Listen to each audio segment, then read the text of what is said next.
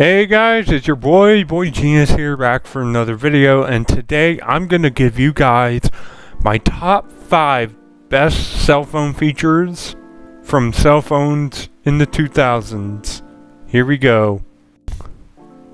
Number 5 is ringback tones and downloadable ringtones. Well, yes, we still have the ability to download our own ringtones to our phones.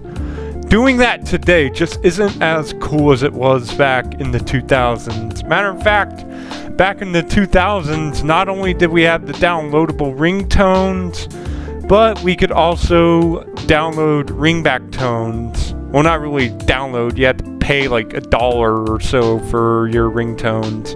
A lot of companies did this back in the day, you know, Verizon, Sprint, AT&T, T-Mobile.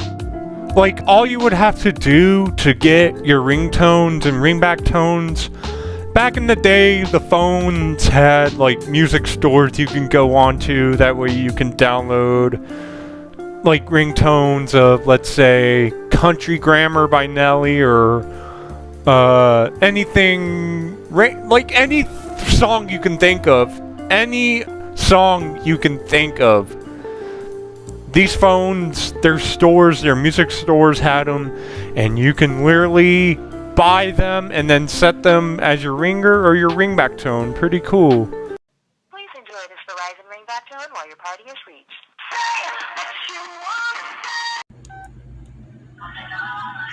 Hello? Sony BMG Music and Sprint have teamed up to bring you Music Zone. You get the call, we've got the song. Set your phone's ringer to play Music Zone, actual songs from your favorite artists. From classics like Ozzy's Crazy Train and the Isley Brothers' Between the Sheets, to new chart toppers like Greg Wilson's Here for the Party and Little Flip Sunshine. Plus, check out our special voice tone. Set your ringer to play messages from stars like Jessica Simpson. This is Jessica Simpson. Give these ringers and many more by clicking Get To. It's that simple. Number 4 is color screens.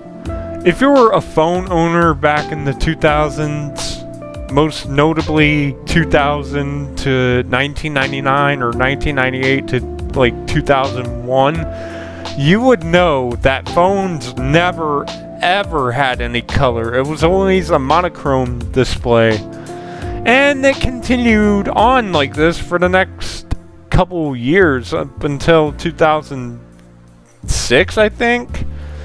But in between then, there would be phones such as this, the Sanyo SCP-5150, and its cousin, the 5000, that would completely change the game for phones and for future to come. Here, this phone has a color screen, which for 2001 standards was a pretty new feature. Everybody could literally look at their screens in color. Meanwhile, Nokia and the SCP-4500 and other phones were still stuck on the green monochrome display. I mean, just think of it. How cool are you that you have the 5150 with a color display? Shoot, I would work my butt off just to have this phone and have that really, really nice color screen. Even today, this phone's color screen still looks pretty good for being a 23-year-old phone. Number 3 is games. Right here in my hand, I am holding the Sanyo SCP-4500 from 2000, and this is the oldest phone in my collection, and it still is the oldest phone in my collection to be able to play games. In this game, you catch balls and you're a crab, and you try to catch them all without missing them, and also you gotta be careful not to get killed here. As you can see, I am pretty good at crab catcher. This game was pretty revolutionary for its time, as it was one of the first games to be on a mobile phone, aside from what Nokia was doing back in the day. But hey, you know. And if you didn't like playing crab catch, you could have waited until 2006 or 2003, 2004, when the other phones came out and had way more interactive games like my Katana does. And man, for these phones, these games are actually pretty good and they handle pretty well on these old Sanyo phones. But like I said, these phones, their internet, everything like that is pretty expensive and will cost you minutes. So I can see why a lot of people did not buy the full versions of these games. These games are pretty expensive and could run you up a lot of minutes on your phone. But the demos and stuff for these games, especially on the Katana, were pretty good for their time, and they still do look pretty good in my opinion. Definitely one of my favorite features of any cell phone is when it can actually play a video game, like these old phones and stuff like that. Smartphones, they've been the same since 2012, but this was revolutionary right here. Number 2, we got camera phones. These were literally a game changer, having a camera on your phone. And then you can go on there, you can go on your phone, you can take pictures of yourself or whatever's in front of you. My LG VX6000 has that little selfie mirror right next to it. Not only that, but you can also go through the fun frames and you can also change the color, like, of your picture, and then you can send it to people. Was this Snapchat back in the day? Yes, it indeed was Snapchat back in the day when you could do this kind of stuff on your phone and not just have a bunch of pictures in your gallery. Even though these cameras weren't the best quality, this was still pretty revolutionary. And then at number 1, we have the startup sounds and shutdown sounds. Back in the 2000s, phones had sounds they made every single time you would turn it on or off.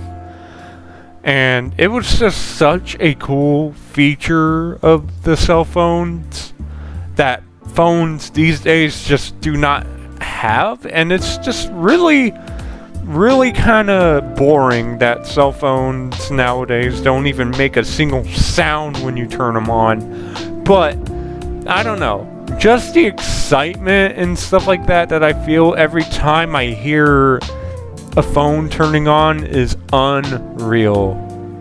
And shutting off too. Some of them have pretty interesting shutdown noises too.